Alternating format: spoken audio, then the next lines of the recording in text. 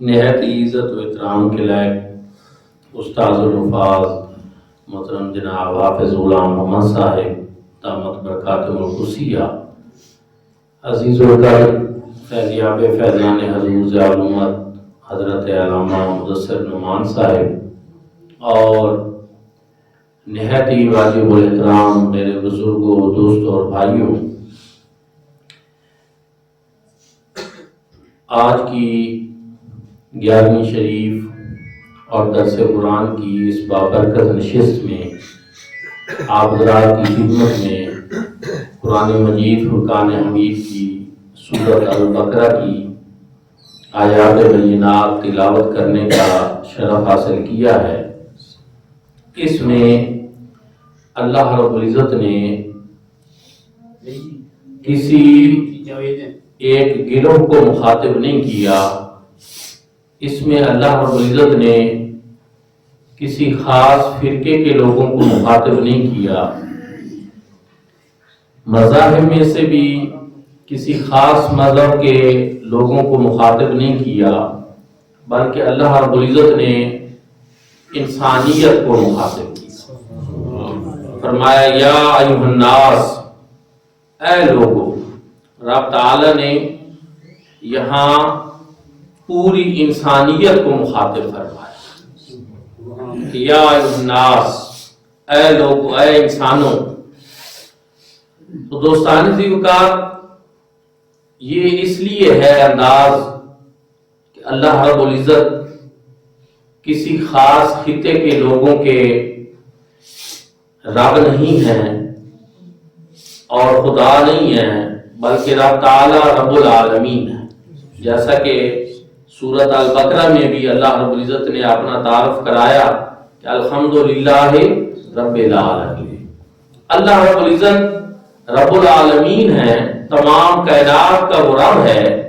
تو اسی لیے رب تعالی نے وقتاً فوقتاً قرآن پاک میں جہاں اہل ایمان کو مخاطب فرمایا، جہاں بعض دفعہ صرف کفار کو مخاطب فرمایا، تو یہاں رب تعالی نے تمام لوگوں کو مخاطب فرمایا، چاہے وہ جس قوم، جس قبیلے، جس خطے سے تعلق رکھتے ہیں۔ رب تعالی کا یہ پیغام سب کے لیے کہ یا ایھا الناس اعبدوا، کہ عبادت کرو، ربکم الذی خلقکم، تم اپنے اس رب کی عبادت کرو جس نے تم سب کو پیدا کیا، والذین من قبلکم، اور جو تم سے پہلے لوگ تھے ان کو بھی اسی رب نے پیدا کیا، لعلکم تتقون، تاکہ تم پرہیزگار بن جاؤ۔ دوستان ذکر، حضور ضیاء الامت حضرت جسٹس پیر محمد کرم شاہ الازہری رحمۃ اللہ تعالی علیہ، آپ تفسیر ضیاء القرآن میں اس آیت کریمہ کے تحت ارشاد فرماتے ہیں کہ یہاں رب تعالی نے توحید ربوبیت سے توحید الوہیت پر استدلال قائم فرمایا۔ اب یہ میں آپ کو سمجھاؤں گا تو انشاءاللہ آپ کو آسانی کے ساتھ یہ بات سمجھ آ جائے گی، اور ویسے بھی آپ سب لوگوں کے لیے یہ چیز بھی ایک ہو جائے گی کہ اہل سنت والجماعت جو ہے وہ توحید کی بات بھی کرتے ہیں، توحید کی بات بھی کرتے ہیں، توحید پہ ہمارا سب سے پہلے ایمان ہے، اور ہمارے جو عقائد ہیں ان میں پہلا عقیدہ ہی عقیدہ ہے توحید کا ہے۔ اور جب کوئی مسلمان ہوتا ہے، اسلام میں داخل ہوتا ہے، تو سب سے پہلے وہ اللہ رب العزت کی وحدانیت کا اقرار کرتا ہے۔ تو دوستان ذکر، یہاں رب تعالی نے تمام لوگوں کو مخاطب کر کے فرمایا کہ تمہارا رب میں ہوں، اور میں ہی وہ ہوں کہ جس نے تمہیں بھی پیدا کیا اور تم سے پہلے لوگوں کو بھی پیدا کیا، اس لیے میری عبادت کرو۔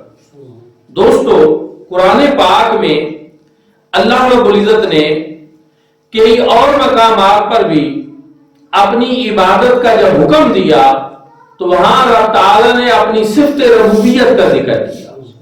مثلا وَقَضَىٰ رَبُّكَ أَلَّا تَعْبُدُوا إِلَّا إِيَّاهُ، کہ تمہارے رب نے یہ فیصلہ کیا ہے، اس کا یہ حکم آ چکا ہے کہ تم अल्लाह के सिवा किसी की इबादत न करो। वहां भी रब ताला ने इबादत की जब बात की तो सिर्फ रबूबियत का जिक्र फरमाया। यहां भी रब ताला ने इबादत का हुक्म जब दिया तो साथ अपना तारुफ जो है अपनी रबूबियत के तारुफ के तौर पे कराया और अपने खालिक होने के हवाले से कराया। तो क्यों? इसलिए कि ये बात तो सारे लोगों को समझ में आने वाली है कि अल्लाह रब्बुल इज्जत फरमाना ये चाहते हैं कि तुम्हें किसने पाला है, तुम्हें रिज़्क किसने मुहैया किया है, तुम्हें जिंदगी की ये सारी आसाइशें किसने दी हैं? ये उसी ने दी हैं जिसको रब कहते हैं। और रब की तारीफ क्या है?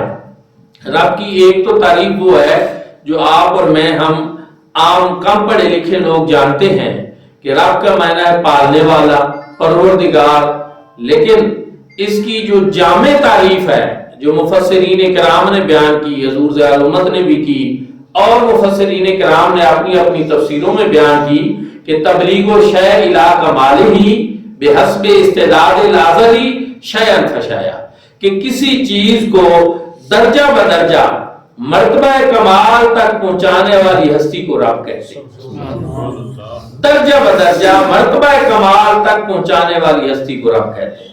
एक सिस्टम होता है, एक तरीकाकार होता है, एक पूरा एक तरीका है और उसको आप समझना चाहते हैं तो अगर आप में से माशाअल्लाह बहुत सारे लोग ज़राअत का पस मंजर रखते हैं, जमीनों में फसलें बोते हैं, बीज बोते हैं, तो जरा आप इस पे गौर करें कि आप जाते हैं और जाकर वहां पर जमीन के अंदर सैकड़ों हजारों बल्कि बाज़ दफा लाखों दाने बीज के जमीन में यूं ही फेंक कर आ जाते हैं।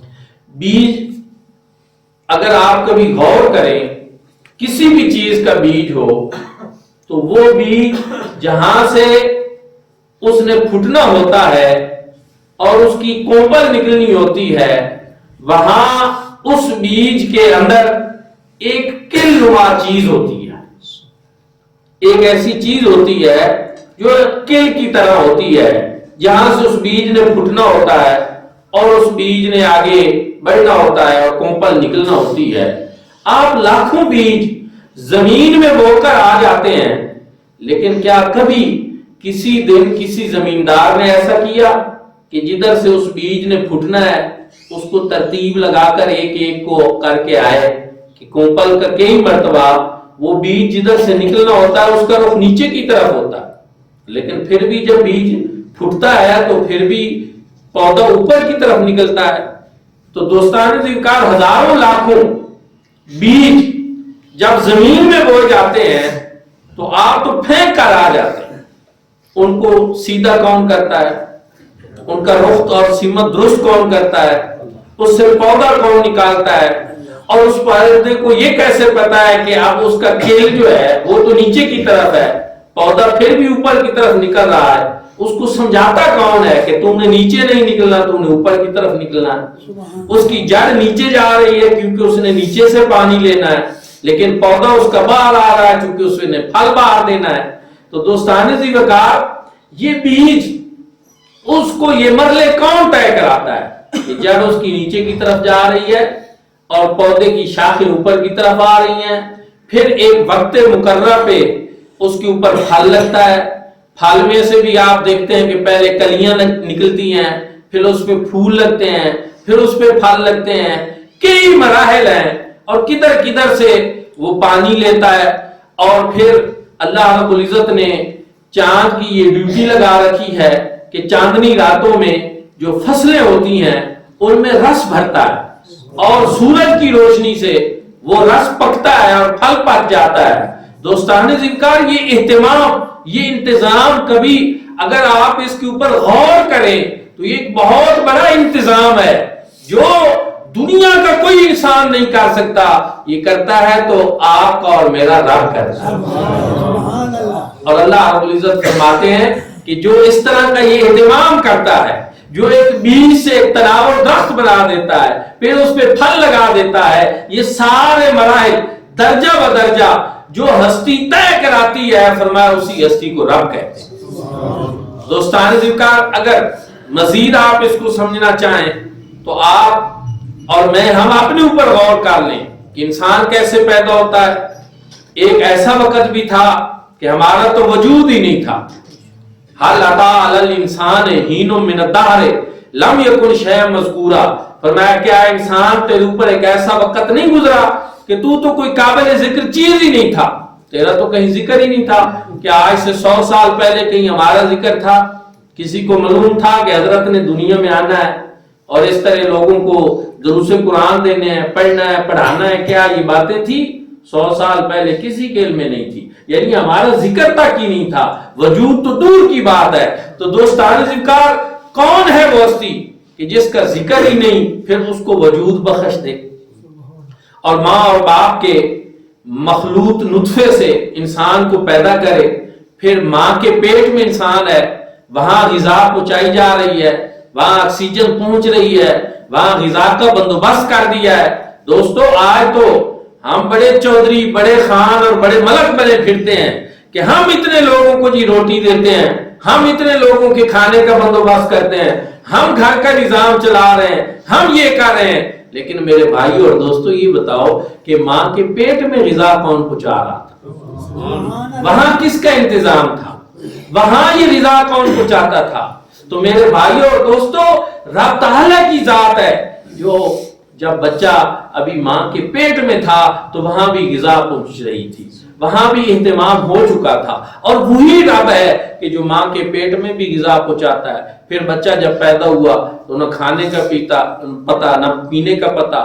ماں اور باپ پیار کرتے ہیں لیکن یہ پیار ان کے دل میں ڈالا کس نے ہے؟ ماں اور باپ تربیت کرتے ہیں, پرورش کرتے ہیں, لیکن یہ سارا کچھ ان کے ذمہ کس نے لگایا ہے, کس نے ڈالا ہے کہ وہ اپنے بچے سے پیار کریں, وہ اس کی تربیت کریں؟ ماں کے دل میں یہ محبت کس نے ڈالی ہے, یہ انتظام کس کی طرف سے ہے؟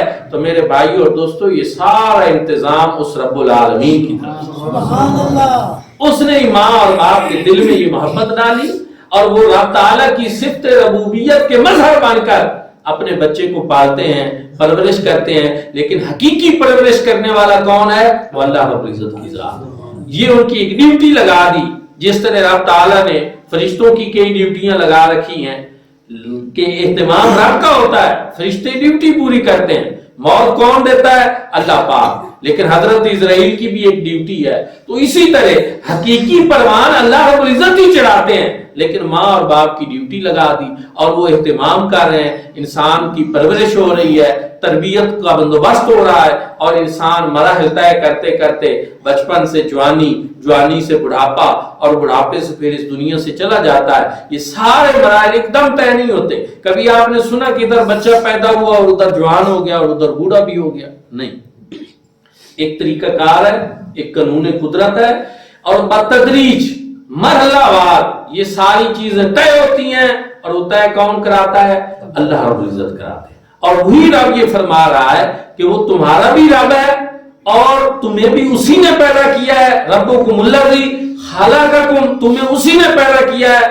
والذین من قبلکم, اور تم سے پہلے لوگوں کو بھی اسی نے پیدا کیا. اور وہ یہ حکم دیتا ہے کہ اسی کی عبادت کرو, کسی اور کی بندگی نہ کرو, اسی رب کی عبادت کرو جس نے تمہارے لیے یہ ساری نعمتیں تمہیں میسر کی ہے, جس نے تمہارے لیے نعمتوں کا اہتمام کیا. آپ خود سوچیں کہ اگر اللہ رب العزت ہمیں پیدا کر دیں لیکن دنیا میں آکسیجن ختم کر دیں تو ہم زندہ رہ سکیں گے؟ اللہ رب العزت ہمیں پیدا کر دیتے لیکن دنیا میں یہ غذا کا اہتمام ہی نہ کرتے تو کیا ہم زندہ رہ سکتے تھے؟ میرے بھائی اور دوستوں ہم زندہ نہیں رہ سکتے تھے. یہ اللہ رب العزت کی مہربانی ہے, یہ اس کی کرم نوازی ہے کہ ایک طرف اس نے ہمیں پیدا کیا اور پھر دنیا میں زندہ رہنے کے لیے جو لوازمات, جو ضروریات ہماری تھیں وہ بھی اس پروردگار عالم نے مہیا کر. اور پھر ہم دنیا میں سانس لے رہے ہیں تو ہمیں تو ہر سانس کے اوپر اس کا شکر ادا کرنا چاہیے. رب تعالیٰ نے فرمایا او بدو, عبادت کرو اس اللہ کی جو تمہارا رب بھی ہے اور تمہارا خالق بھی ہے. دوستان ذکر میں پڑھ رہا تھا, مفسرین کرام بیان کرتے ہیں کہ چاہیے تو یہ تھا کہ ہمیں 24 گھنٹے ہماری ڈیوٹی لگائی جاتی کہ ہم ہر لمحہ کوئی اور کام کیے بغیر صرف اللہ رب العزت کا شکر ادا کرتے رہتے. یا اللہ اب ہم سانس لے رہے ہیں تیرا شکر، آکسیجن لے رہے ہیں تیرا شکر، کھانا کھا رہے ہیں تیرا شکر، ہر وقت شکر ادا کرتے.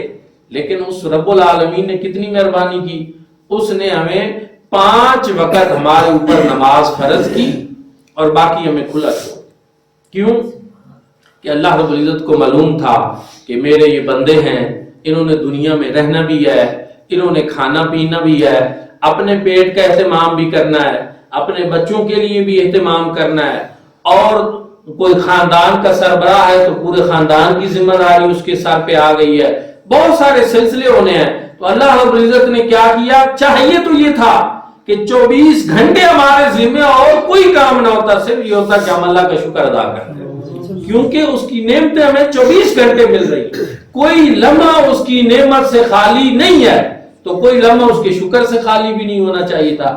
لیکن یہ اس پروردگار کی مہربانی آپ دیکھ لیں، اس کی کرم نوازی آپ دیکھ لیں کہ اس نے کیا کیا، 5 وقت ہمارے ذمہ لگا دیے.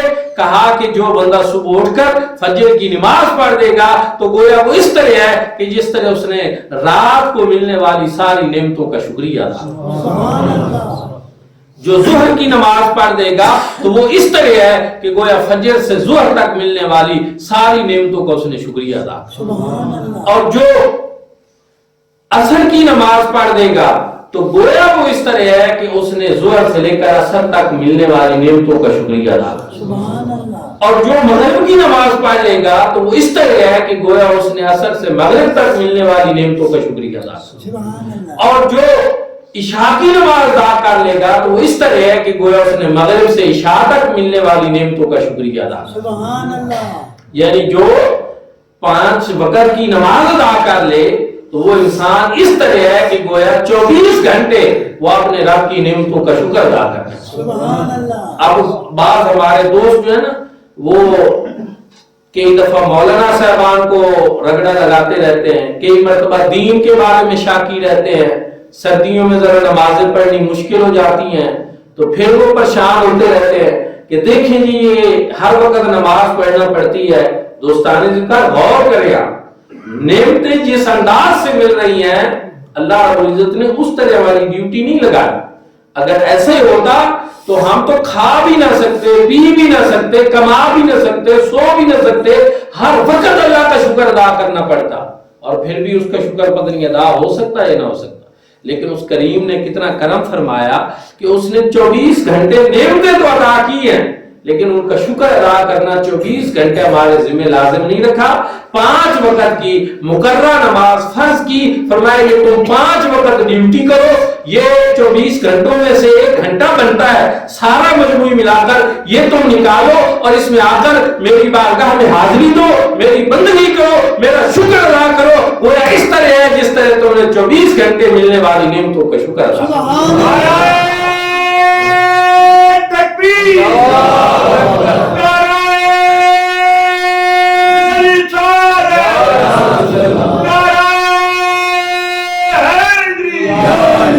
تو دوستانے ذکر پھر بھی انسان کتنا ناشکرا ہے کہ وہ اس چیز کو سمجھتا نہیں ہے کہ اللہ رب العزت نے کتنی مہربانی فرمائی. یہ ہمیں باقی ٹائم کیوں چھوڑا گیا؟ یہ اس لیے کہ آپ رزق حلال کمانے کے اور ذرائع بھی اختیار کر لیں، آپ کچھ دیر سو بھی لیں، آپ کچھ دیر آرام بھی کر لیں، آپ کچھ دیر کما بھی لیں، آپ زندگی کے باقی نظام کو بھی چلائیں، لیکن 5 وقت آ کر اپنی حاضری لگوائیں، اس کے حضور حاضر ہوں. اور پھر اس کے جو طبی فوائد ہیں، اس کے جو جسمانی فوائد ہیں، اس کے جو روحانی فوائد ہیں، ان پہ اگر بات کی جائے کہ اللہ رب العزت نے یہ جو 5 وقت رکھے ہیں، خالی آج کی جدید دنیا کا سائنسدان، یورپ کا کوئی بھی ڈاکٹر جو ہے وہ کہتا ہے کہ جو بندہ 5 وقت باوضو رہے اور 5 وقت کے لیے وضو کرے تو وہ فالج جیسی موذی مرض سے بچا رہتا ہے، وہ فلاں مرض سے بچا رہتا ہے، وہ فلاں مرض سے بچا رہتا ہے. کتنے اس کے طبی فوائد ہیں وضو کے جو 5 وقت کرنے پہ ہمیں نصیب ہوتے، اور انسان کو جو راحت ملتی ہے، جو اس سے تھکاوٹ دور ہوتی ہے، جو اس سے انسان چست ہوتا ہے، کتنی چیزیں ہیں. دوستان ذکر اسی طرح نماز پڑھنے سے جو انسان کی ایک جسمانی ورزش ہوتی ہے، سکون قلب ملتا ہے، ذہنی سکون ملتا ہے. انسان کی مشینری جو ہے یہ اگر ہر وقت اس کو لگاتار ایسے رہنے دیا جائے تو آج آپ دیکھتے ہیں دنیا کے اندر پہلے غریب لوگ خودکشیاں کرتے تھے کہ فاقہ ہوا، غربت نے حد پار کر دی تو انہوں نے خودکشی کر دی۔ اب آپ دیکھیں دنیا میں امیر لوگ بھی خودکشیاں کر رہے ہیں۔ یہ پچھلے 1-2 ماہ جو ہے نا، ان میں جو میرے علم میں آیا ہے کہ کوئی نصف درجن لوگ ایسے ہیں جو دنیا میں بڑے مالدار تھے، بڑا ان کے پاس پیسہ تھا۔ یہ بھی پچھلے 1 ہفتہ ڈیڑھ پہلے ایک CSP افسر جو ہے، جو بہت بڑا افسر بنا، اس نے خودکشی کر لی۔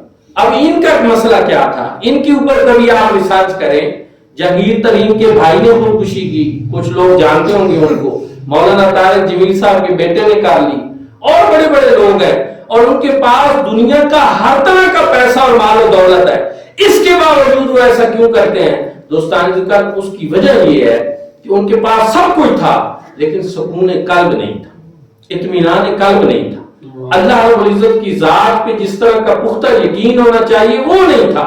دنیا کی مال و دولت انسان کو آسودہ کر سکتی ہے لیکن یہ جو دل کے اندر حقیقی خوشی ہے یہ آپ پیسے سے نہیں خرید سکتے، جب تک کہ اللہ کا کرم نہ ہو، جب تک کہ اللہ پاک کا فضل نہ ہو، جب تک کہ اللہ تعالیٰ کی ذات پہ کامل یقین نہ ہو اور اس کی ذات پہ پختہ بھروسہ نہ ہو، اس وقت تک انسان کے لیے نہ دنیا کا یہ پیسہ کچھ ہے، نہ دنیا کی آسائشیں کچھ ہیں، نہ یہ سہولیات کچھ ہیں۔ یورپ میں آپ دیکھیں، اگر میں آپ کو یہ دعوت فکر دیتا ہوں کہ 9/11 سے پہلے کا یورپ آپ دیکھیں، اگر آپ آج کا یورپ دیکھیں تو وہاں آج مسلمانوں کی تعداد بڑھی ہے۔ 9/11 کے بعد وہاں مسلمانوں کی تعداد بڑھی ہے اور آئے روز یورپ میں بڑھ رہی ہے۔ اس کی وجہ کیا ہے کہ ان کو جب پتہ چلتا ہے کہ مسلمانوں کے پاس ایک ایسی کتاب ہے، جب وہ پڑھتے ہیں ان کو سکون نصیب ہوتا ہے، اور مسلمانوں کے پاس ایک ایسا نظام ہے کہ جس کی وجہ سے یہ پریشان ہونے کے باوجود بھی خوش رہتے ہیں۔ صحابہ کرام رضوان اللہ تعالی علیہ اجمعین، اگر آپ ان کی زندگیوں کو دیکھیں تو ان کی زندگی میں ایک بڑا وصف یہ تھا کہ بظاہر غربت تھی لیکن وہ خوش نظر آتے تھے، ان کے چہروں پہ خوشی نظر آتی تھی۔ یہ میں نے روایات میں یہ بات پڑھی ہے، میں آپ کو صرف محض ایسے نہیں کہہ رہا، حقیقت یہ تھی کہ وہاں ظاہری طور پر ان کو مشکلات بڑی تھیں دنیا کے لحاظ سے، لیکن ان کے چہرے پہ خوشی تھی، دل میں سکون تھا، اور اللہ کے پیارے محبوب کریم صلی اللہ علیہ وسلم کی وہ تو زیارت کر لیتے تھے تو ان کی تو ساری تکلیفیں دور ہو جاتی۔ تو دوستان وقار، یہ چیز، اس چیز کو سمجھنا بڑا ضروری ہے کہ اللہ کی عبادت کرنا، اللہ کی بندگی کرنا، اس کے سامنے سجدہ ریز ہونا، یہ ایسی چیز ہے جو انسان کو بہت ساری پریشانیوں سے بچاتی ہے۔ حضور نبی کریم صلی اللہ علیہ وآلہ وسلم کے بارے میں ہے کہ جب آپ صلی اللہ علیہ وآلہ وسلم کو پریشانی بڑھتی تو آپ صلی اللہ علیہ وسلم مصلی بچھا لیتے تھے۔ سبحان اللہ۔ جنگ احد اگر دیکھیں، جنگ بدر دیکھیں، جنگ خندق دیکھیں، غزوہ خندق، غزوہ احد، غزوہ بدر کو آپ دیکھیں تو حضور نبی کریم صلی اللہ علیہ وآلہ وسلم نے وہاں پہ کیا کیا؟ دوران جنگ بھی آپ صلی اللہ علیہ وسلم مصلی بچھا اور سجدہ ریز ہو گئے۔ جناب سیدنا صدیق اکبر فرماتے ہیں جنگ بدر کے موقع پہ میں عریش پہ گیا جہاں حضور نبی کریم صلی اللہ علیہ وسلم کا خیمہ تھا، اب مسجد عریش وہاں بنا دی گئی ہے۔ میں وہاں گیا تو میں نے دیکھا کہ حضور نبی کریم صلی اللہ علیہ وسلم بڑا لمبا سجدہ کر رہے اور میں پاس کھڑا رہا، مجھے تھا کہ ابھی سجدہ ختم کریں گے، ابھی کریں گے، ابھی کریں گے، لیکن وہ اتنا لمبا سجدہ تھا کہ مجھے یہ ڈر پیدا ہونے لگ گیا کہ کہیں اللہ کے محبوب صلی اللہ علیہ وسلم کی روح پرواز تو نہیں کر دی۔ دوران جنگ اتنا لمبا سجدہ حضور علیہ السلام نے کیا۔ دوستان کا یہ کیا ہے؟ حضور نبی کریم صلی اللہ علیہ وسلم کی مبارک سیرت ہمارے سامنے ہے کہ جب کوئی اس طرح کی پریشانی آئے، جب دشمن ٹوٹ پڑے تو پھر کیا کرو؟ اللہ کے حضور سجدہ سجود ہو جاؤ، سجدہ ریز ہو جاؤ۔ اور قرآن پاک میں تو واضح حکم ہے، یا ایھا الذین آمنوا استعینوا بالصبر والصلاۃ، کہ ایمان والو جب بھی تمہارے اوپر کوئی مشکل وقت آئے، جب بھی تمہیں کوئی پریشانی آئے تو تم صبر اور نماز سے مدد کرو۔ دوستان ذکر، اہل ایمان کیا کرتے ہیں؟ وہ یہی کام کرتے ہیں کہ اللہ کی بندگی کرتے ہیں، عبادت کرتے ہیں، سجدہ ریز ہوتے ہیں، اور اس کے بدلے میں، اس کے نتیجے میں اللہ رب العزت ان کے اوپر کرم کرتے ہیں، ان کی مشکلیں آسان کر دیتے ہیں۔ تو اسی چیز کو اللہ رب العزت نے ارشاد فرمایا کہ یا ایھا الناس اعبدوا، اے لوگو اللہ کی عبادت کرو، ربکم الذی خلقکم، جو تمہارا بھی رب ہے اور جس نے تمہیں بھی پیدا کیا، والذین من قبلکم، اور تم سے پہلے لوگوں کو بھی اسی نے پیدا کیا، لعلکم تتقون، تاکہ تم پرہیزگار ہو جاؤ۔ اب یہاں تقوی کی بات بھی کی اللہ رب العزت، عبادت سے، بندگی سے تقوی نصیب ہوتا ہے۔ تقوی کیا چیز ہے کہ جہاں اللہ رب العزت بندے کو دیکھنا چاہتے ہیں بندہ وہاں سے غیر حاضر نہ ہو، اور جہاں اللہ رب العزت نہیں دیکھنا چاہتے وہاں پہ بندہ کبھی موجود ہو نہ ہو۔ جب اذان کی آواز آتی ہے تو اس کا کیا مطلب ہوتا ہے؟ مسجد سے جب اذان کی آواز آتی ہے تو اس کا مطلب کیا ہوتا ہے؟ اس کا مطلب یہ ہوتا ہے کہ اب تمہارا رب تمہیں مسجد میں دیکھنا چاہتا ہے۔ یہ بلاوا اللہ پاک کی طرف سے ہوتا ہے۔ مؤذن تو اذان دے رہا ہوتا ہے، لیکن اذان میں وہ ڈیوٹی کس کی کر رہا ہے، بلاوا کس کی طرف رہا ہے، یہ ذمہ داری کس نے لگائی ہے؟ میرے بھائیوں اور دوستو، اللہ پاک کی طرف سے یہ بلاوا۔ آج اس اذان کو ہم پوری توجہ سے سنتے بھی نہیں ہیں۔ میں پڑھ رہا تھا کہ جو شخص اذان کی آواز کو توجہ سے نہ سنے اور جان بوجھ کر توجہ نہ دے تو اس کو قبر کے عذاب میں مبتلا کیا جاتا ہے۔ بہت بڑی محرومی کا یہ سبب ہے، اور ہم تو کتنی اذانیں ہوتی ہیں توجہ ہی نہیں دیتے۔ سب سے پہلی چیز تو یہ ہے کہ جو آپ کے محلے کی مسجد ہے، جس کی آواز آپ کو کلیئر پہنچتی ہے، کم از کم ایک پہلی اذان جو ہے اس کو سننا اور اس کا جواب دینا، یہ ہمارے ذمہ واجب ہے۔ ساری اذانوں کا نام بھی دے سکیں تو جو آپ کے محلے کی وہ مسجد جو آپ کے قریب ترین ہے، جس کی آواز آپ تک پہنچتی ہے، اس ایک اذان کا جواب دینا یہ ہمارے ذمہ واجب ہے۔ تو دوستان ذکر اس لیے ایک تو اذان کا آواز دیں، اس پہ جواب دیں، اس پہ حضور نبی کریم صلی اللہ علیہ وسلم نے بڑی بشارات سنائی، اور حضور صلی اللہ علیہ وسلم نے اس پہ بڑا اجر کا جو ہے وہ اہتمام فرمایا کہ جو بندہ اذان کی آواز سن کر اسی طرح کہے جس طرح کے مؤذن کہتا ہے۔ تو دوستو بھائیو، اذان کا جواب ایک تو ضروری ہے، ایک تو زبان سے اذان کا جواب ضروری ہے، اور دوسرا اپنے عمل سے ضروری ہے۔ زبان سے تو جواب دینا ہے آپ نے اذان کا، لیکن اپنے عمل سے اذان کا جواب یہ ہوتا ہے کہ پھر آپ مسجد میں آئیں، پھر اللہ رب العزت کی بندگی کریں اور اس کی بارگاہ میں اپنی حاضری لگوائیں، تاکہ کیا ہو جائے، تمہیں تقوی نصیب ہو جائے۔ تقوی یہ ہے کہ جہاں اللہ رب العزت دیکھنا چاہتے ہیں وہاں سے تمہاری غیر حاضری نہ ہو، اور جہاں اللہ رب العزت نہیں دیکھنا چاہتے وہاں تم موجود نہ پائے جائے۔ بہت ساری ایسی جگہیں ہیں جو اللہ پاک کی ناراضگی کا سبب بھی ہے، جہاں گناہ ہو رہے ہو، جہاں ظلم ہو رہا ہو، جہاں زیادتی ہو رہی ہو، جہاں فحاشی اور بدکاری ہو، وہ ساری چیزیں، وہ سارے مقامات اللہ رب العزت کی ناراضگی کا سبب ہے۔ ان سے بچنا اور ان سے دور رہنا ضروری ہے، کیونکہ وہ اللہ رب العزت کی ناراضگی کی جگہ۔ تقوی یہ ہے کہ جہاں اللہ پاک تمہیں دیکھنا چاہے تم وہاں سے غیر حاضر نہ ہو، اور جہاں اللہ رب العزت تمہیں نہ دیکھنا چاہے تم وہاں پہ موجود نہ پائے۔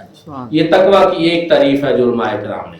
تقوی کی دوسری تعریف، حضرت عبداللہ ابن عمر سے کسی نے پوچھا کہ تقوی کیا ہے؟ انہوں نے پوچھنے والے کو کہا کہ کیا تم نے کبھی کسی خاردار جنگل میں سفر کیا؟ انہوں نے کہا جی بالکل کیا۔ فرمایا کیا وہاں تمام ہوتا ہے؟ انہوں نے کہا ہم وہاں سے گزرتے ہوئے اپنے کپڑوں اور لباس کو بڑا سمیٹ کر گزرتے ہیں، تب کیونکہ خاردار جھاڑیاں ہوتی ہیں اور کہیں ہمارے لباس کو تار تار نہ کر دیں۔ آپ نے فرمایا بس یہی تقوی ہے کہ تم زندگی کے سفر میں، زندگی کی اس شاہراہ پہ جب گزر رہے ہو تو اپنے لباس اور اپنے دامن کو سمیٹ لو، تاکہ گناہوں کی آلودگی تمہارے دامن کو تار تار نہ۔ اپنے آپ کو اس طرح سمیٹ کر گزر جانا، اس چیز کا نام تقوی ہے۔ دوستان ذکر، اور تیسری چیز تقوی یہ ہے کہ اللہ رب العزت کا خوف کھلے عام بھی ہونا، تنہائی میں بھی ہونا۔ لوگوں کے سامنے دکھاوے کے لیے تو لوگ بڑا کچھ کہتے ہیں، لیکن تنہائی جب ہوتی ہے تو پھر بھول جاتے ہیں کہ اب بھی ہمارا خالق اور مالک اسی طرح ہمیں دیکھ رہا ہے۔ تو یہ چیز کہ تنہائی میں ہو، خلوت میں ہو، جلوت میں ہو، جس حال میں ہو، وہ سمجھے کہ میرا رب مجھے دیکھ رہا ہے۔ حضرت امیر المومنین جناب سیدنا فاروق اعظم رضی اللہ تعالیٰ عنہ کا دور خلافت تھا، اور آپ رات کو گشت کرتے تھے، چکر لگاتے تھے کہ رعایا کس حال میں ہیں، لوگ کسی تکلیف میں تو نہیں ہیں. تو اس طرح آپ ایک دن رات کو کافی لیٹ نائٹ آپ جو ہے نکلے تو آپ نے دیکھا کہ گھر سے آواز آ رہی تھی. ایک بوڑھی مائی اپنی بچی کو کہہ رہی تھی کہ بیٹی دودھ میں پانی ملا دو، اس کے دام بڑھ جائیں گے، پیسے زیادہ ملیں گے تو دودھ میں پانی ملا. اس بیٹی نے کہا امی جی میں نے دودھ میں پانی نہیں ملانا. ماں نے کہا بیٹی کون دیکھنے والا ہے، کس کو پتا چلے گا؟ اس نے کہا جی کوئی دیکھے نہ دیکھے میرا رب تو مجھے دے گا. سبحان اللہ، میں نے دودھ میں پانی نہیں ملا. اب دوستان جن کا رات تو گزر گئی، جناب فاروق اعظم گھر چلے گئے. صبح کے وقت آپ اس گھر تشریف لائے، آ کر دستک دی تو بڑھیا نے پوچھا کون؟ کہا فاروق اعظم. انہوں نے عرض کی جناب کیسے آنا ہوا؟ فرمایا میں نے رات کی تمہاری گفتگو سنی ہے جو بیٹی اور تمہارے درمیان ہوئی ہے، اس کی وجہ سے میں آیا. اب بڑھیا کام اٹھی، اس نے کہا یہ تو امیر المومنین جناب فاروق اعظم ہے، کام میں نے غلط کیا، بات میں نے غلط کی، اب مجھے ضرور اس کی سزا ملے گی، اور میں نے غلط کام کیا، میں نے غلط بات کر دی، اب یہ آ گئے تو مجھے سزا دیں گے. وہ بڑی کانپتے بدن کے ساتھ، لرزتے ہوئے بدن کے ساتھ گئی. اس نے کنڈی کھولی، آپ کے قدموں پہ گر گئی کہ آپ مجھے معاف کر دیں، مہربانی کرے، غلطی ہو گئی ہے. آپ نے فرمایا کہ مائی صاحبہ آج میں تجھے سزا دینے نہیں آیا، آج میں تجھے مبارکباد دینے آیا ہوں کہ جس گھر میں اللہ کی ایسی بیٹی موجود ہے سبحان اللہ، جو یہ سمجھتی ہے کہ کوئی دیکھے یا نہ دیکھے میرا رب تو مجھے دیکھے. سبحان اللہ، میں یہ چاہتا ہوں کہ تم اپنی اس بیٹی کا رشتہ مجھے میرے بیٹے کے لیے دے. سبحان اللہ. اب آپ دیکھیں ہم جب رشتے طے کرتے ہیں تو ہم دیکھتے ہیں کہ کاریں کتنی ہیں، کوٹیاں کتنی ہیں، مربع کتنے ہیں، فلاں دنیا کا مال اسباب کتنا ہے، لیکن وہاں کیا دیکھا جا رہا ہے؟ تقویٰ کتنا، خوف خدا کتنا ہے. اور اسی طرح کا ایک مردوں کے بارے میں بھی میں پڑھ رہا تھا، حضرت امام حسن بصری کا قول پڑھ رہا تھا کہ ان سے کسی نے پوچھا کہ میں اپنے بیٹی کا رشتہ کس مرد کے ساتھ کروں؟ تو انہوں نے کہا کہ تو اپنی بیٹی کا رشتہ جو ہے نا کسی اللہ سے خوف کرنے والے کے ساتھ کر. سبحان اللہ. اس نے کہا مجھے اس کا کیا فائدہ ہوگا اگر اس کے پاس دنیا کا مال و اسباب زیادہ نہ ہوا یا اور چیزیں نہ ہوئی، خوف خدا تو اس کے پاس ہو تو فائدہ کیا ہوگا؟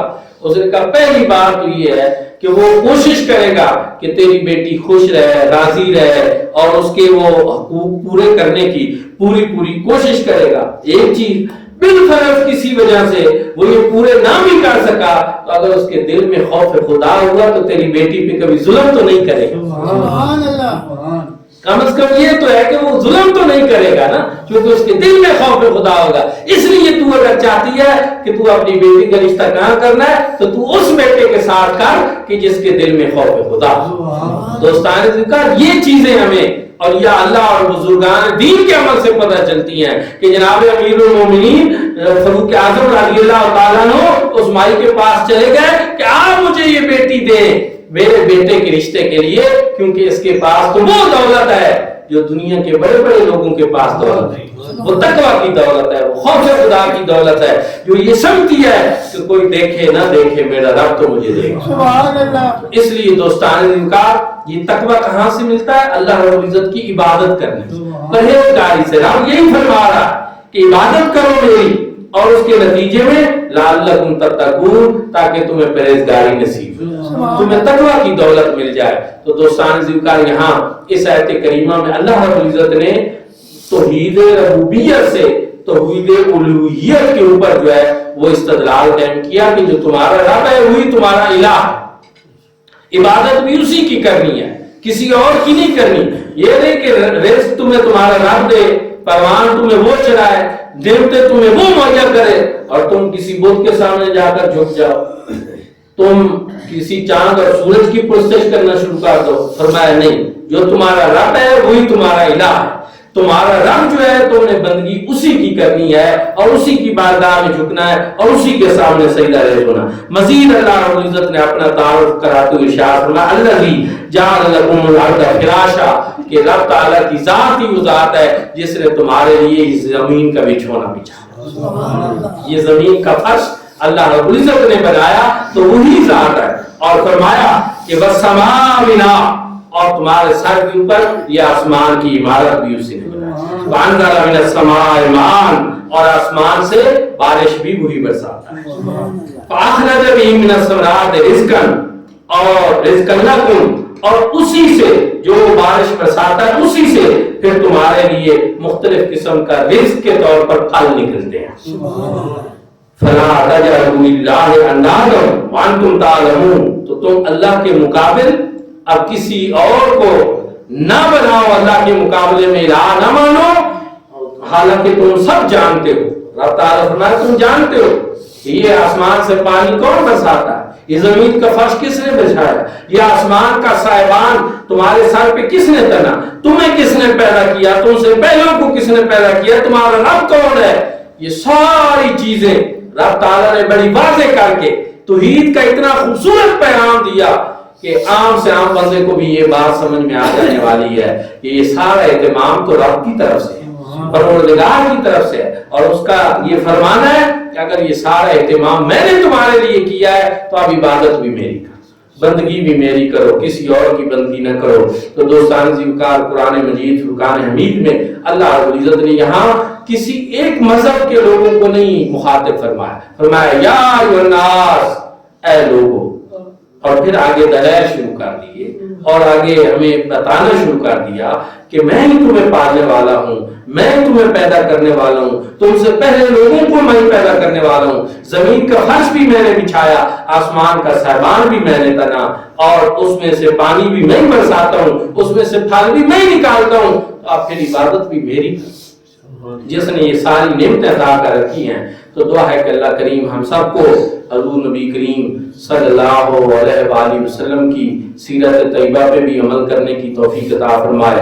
ہم سب کو اللہ رب العزت اپنی بندگی کی توفیق عطا فرمائے، نماز پنجگانہ کی توفیق عطا فرمائے، اور اللہ رب العزت اپنی ذات کے اوپر ہمارا یقین جو ہے اس کو پختہ رکھے.